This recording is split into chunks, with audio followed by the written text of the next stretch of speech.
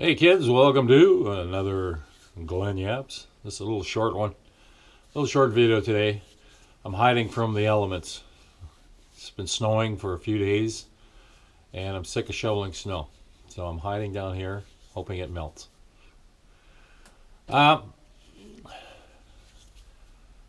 I had a couple of gigs in the last few weeks. Love to play, playing steady. Somebody came up to me and asked me the hi-hat question. I always do these weird, fast little sporadic things on the hi-hat. I've been doing these kind of things for years. And they asked me where I got it from, and I go, well, it's kind of in my own head, but where I started doing lots of hi-hat tricks with opening and closing hi-hats along with the rudimental flurries on there. Where I got those from, or that style, is two words: Stewart Copeland from the Police. I was a massive Stewart Copeland fan. When the Police first hit on radio, I was just hooked.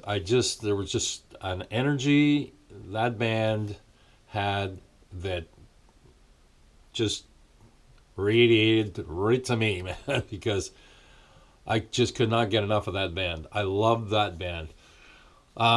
Stewart Copeland, he came basically out of nowhere. He changed drumming. At that point, his influence, his style of playing, no one sounded like him. He had some tom fills that reminded me of Keith Moon. Keith Moon used to do drum fills that came out of the blue. Like, he wouldn't wait to the end of the bar and then do a fill, do a fill. It wasn't. I like that sporadic interjection of toms. Stewart Copeland, while he didn't do tom fills like Keith Moon, the way he threw them in the middle of things rather than waiting to the end of the bar was just, I just thought it was mind blowing. And he used to do hi-hat and cross stick on the snare, and I just took to that. It was just a sound that wasn't happening with other people at that time. And you have to listen to some of the Police material, like Walking on the Moon and Driven to Tears. Like Driven to Tears, I just love that song. There's Roxanne. He doesn't play. He doesn't favor the downbeat. His musical influences are reggae and other. I've heard Brazilian music, African. There's a host of things that were part of his musical DNA that weren't the norm to the rest of us. So the downbeat wasn't as important as the upbeat or offbeats. And it was just, like I say, it was mind-blowing. Loved it. So, like I say, someone came up and asked me, because of these little flurries I do on the hi-hats, which I've been doing since the 70s, just sporadically. Nothing's planned. I don't have set times I put these on a song. It's just something I feel. It could be in, slow songs, like I forget the song they heard me doing this stuff in, but I think it was actually a country song called Love Somebody by Keith Urban. And I always do these. There's enough space in that song to kind of throw those in. But anyways, that's the scoop. Where I don't totally rip off the riffs of Stewart Copeland. I learned from his drumming. And like with anybody that you follow and admire and are influenced by, you take what they have and you bend it your own way. You have to adapt things your own way. create your own language. So that's basically the scoop on that. Also, I always get this, why my snare is tuned so tight. Influence Stewart Copeland and a lot of the jazz players from 50s and 60s. If you tune your drums higher in a loud band, you may not appreciate the tone of them being higher, but the drums will be louder and cut through a loud band. My band tunes down half a step, so there's a lot of bottom end in our band because of that. And I just find the snare drum tuned low just doesn't work. And I found that with a lot of my other bands. It just doesn't work. So I have the kick drum low and punchy, but when I mix it, if I'm mixing my own drums, usually that kick drum's got some high end dialed in, so there's some click. And sometimes I use 2 drum mics to get that kick drum through that low end mess of guitar players and bass players. With the band sound check, I don't mix my drums, my guitar player does, but he does okay. But the snare drum, I've always tuned it high to cut through all the bullshit. That's what I say. Every time someone asks me, it's like, wow, that snare just rips through there. It's like it's cutting through the bullshit. I don't have to hit that sucker hard to get my notes through that mix. I can rim shot it like Stewart Copeland and tons of other jazz players did, which I love rim shotting. It just cuts through. I don't have to overwork myself, don't have to hurt myself, don't have to strain any muscles. When I have a tight snare drum and rim shot it, the language I'm trying to convey to the audience is heard. So, anyways, Stewart Copeland, I brought my Stewart Copeland style snare out.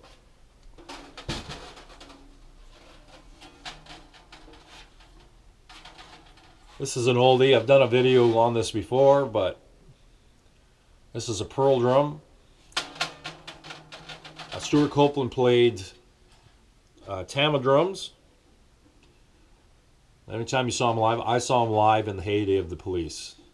That was a holy grail moment for me, to see the Police live when they were at their max. Not the reunion tour 2008. No, I saw them in the heyday. So I got to see them on Spirits of the Material World tour.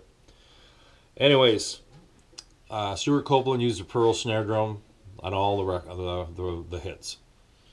It's a chrome over brass. It's a heavy snare. Chrome over brass.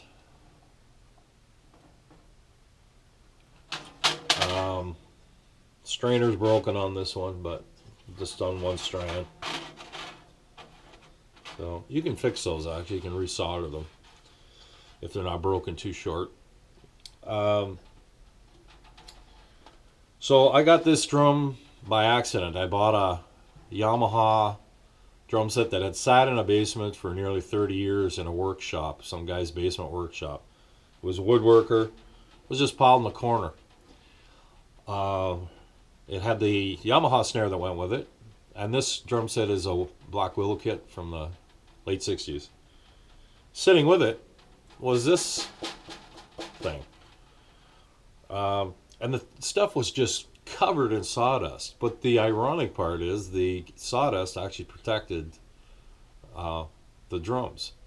In fact, the Yamaha drum, when I cleaned them, took them all apart and cleaned them all up, it looked like factory. It looked like it just come off the showroom floor. This snare, unfortunately, has some pitting on some of the lugs.